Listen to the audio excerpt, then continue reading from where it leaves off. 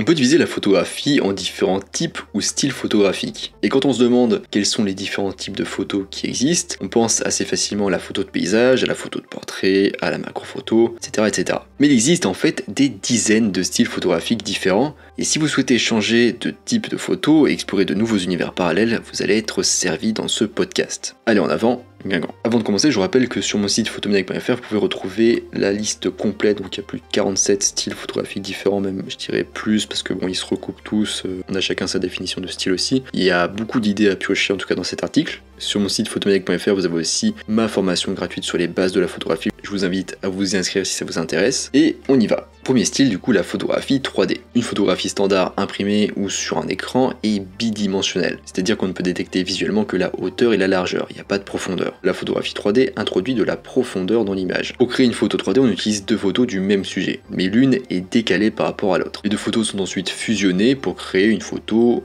qui simule du coup une troisième dimension. La photo est toujours plate en soi, mais l'effet des deux photos décalées fait croire un petit peu à notre cerveau qu'il y a de la profondeur. Deuxième type de photographie, la photographie d'animaux de compagnie. La photographie d'animaux de compagnie est une autre forme de portrait, mais à la place des humains, vous photographiez des animaux de compagnie. Il s'agit d'un genre assez spécialisé car vous devez être capable de gérer le comportement des animaux. Il y a plein de types d'animaux de compagnie. Et vous devez être prêt du coup à photographier tout type d'animaux, rats, cochons, chats, oiseaux, lapins, hamsters et même les poissons ou les chevaux. En fonction du type d'animal, les friandises, les accessoires et autres peuvent s'avérer utiles pour faire poser l'animal. Il est possible de réaliser des photos spontanées de plusieurs animaux se poursuivant les uns les autres sur une plage par exemple ou dans un parc, mais aussi des photos plus posées, plus formelles d'animaux dans leur environnement domestique, peut-être leur fauteuil préféré ou alors leur jouet ou même leur humain préféré. Ensuite, troisième style, la photographie aérienne. Ce sont des photos prises à très haute altitude. Les photos aériennes peuvent être prises par le photographe lui-même ou en fixant un appareil photo sur des véhicules aériens. On peut prendre des photos depuis de gros appareils comme les avions, les planeurs, les hélicoptères ou même les montgolfières. Et ces photos visent souvent un angle en plongée, même un angle qui est très parallèle au sol, qui crée du coup généralement plutôt des photos abstraites de paysages quand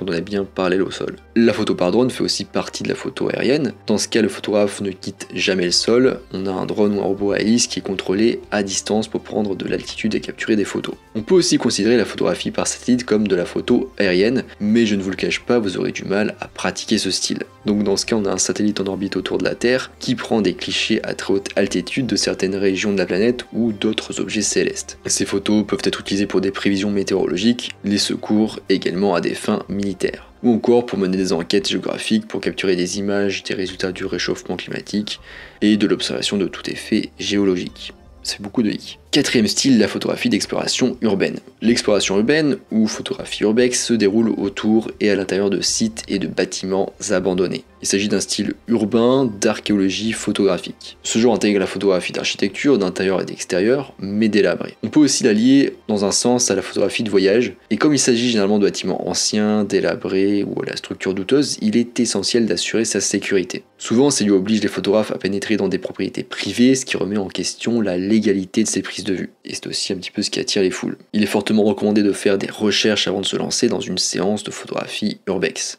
Il est aussi nécessaire de disposer de divers équipements et techniques photographiques assez particuliers en fonction du lieu exploré et de la lumière ambiante qui filtre à travers la structure abandonnée. Cinquième style, la photographie monochrome. Souvent confondue avec la photographie en noir et blanc, la photographie monochrome désigne les photos qui présentent des variations d'une seule couleur. Ainsi, une photo noir et blanc peut être classée comme monochrome parce que c'est des variations de gris, mais une photo monochrome peut être créée avec des variations de n'importe quelle autre couleur. Sixième style, la photographie au collodion humide. Si vous en avez assez de l'instantanéité du numérique et que vous voulez essayer quelque chose de plus lent, ce genre est fait pour vous. Utilisé couramment au 19e siècle, le procédé au collodion nécessite beaucoup de produits chimiques et d'expérimentation. Mais les résultats peuvent être très gratifiants si vous arrivez à obtenir des choses à peu près potables. Septième style, la photographie sous-marine. La prise de photos sous l'eau, généralement en plongée sous-marine, en apnée, en natation ou à partir d'un véhicule sous-marin ou d'un appareil photo automatique descendu de la surface, est connue sous le nom de photographie sous-marine. Ce type de photographie produit des images de la vie marine, de l'environnement subaquatique, y compris les épaves, et ou de personnes pratiquant des activités sous-marines. L'équipement est un aspect très important de ce genre car les appareils photo ne sont généralement pas étanches par défaut et les conditions de prise de vue dans l'eau sont très différentes de celles que l'on peut avoir sur Terre. Ce genre de photographie est donc plus difficile à maîtriser, beaucoup moins accessible, déjà en raison des coûts du matériel, du fait qu'on doit aussi savoir plonger.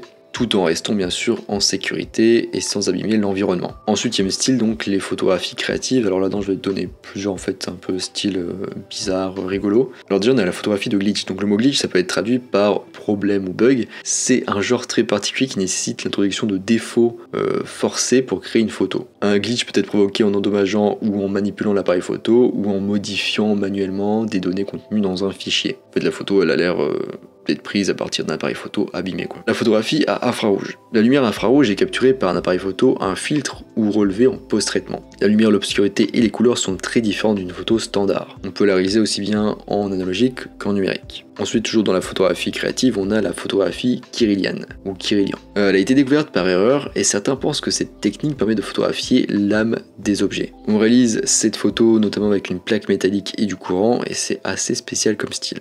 N'hésitez pas à vous renseigner sur internet si ça vous intéresse. 9e style de photographie, la photographie femto ou la photographie femtoseconde. C'est un procédé scientifique utilisant une fréquence d'image exceptionnellement élevée qui fige le mouvement de la lumière. L'appareil photo fonctionne à 1 trillion d'images par seconde et capture ainsi les photos en mouvement. Là aussi, très peu accessible. 10e type, la photographie de pose à plat, ou flat lay en anglais. Beaucoup plus accessible pour le coup. Les photos flat lay puisent leur origine dans les photos shot kit, donc des photos qui montrent du matériel étendu sur une surface plane et pris du dessus. Mais le flat lay ne s'applique pas uniquement du coup à du matériel, mais aussi à d'autres genres de la photo. C'est un style notamment qui est aussi très populaire pour photographier les produits sur Instagram en 2022. Un bon éclairage, un arrière-plan simple mais qui fait ressortir les sujets, des accessoires positionnés de manière à ce qu'ils s'emboîtent bien les uns les autres, sont autant d'éléments qui contribuent à la réussite d'une photo flat lay.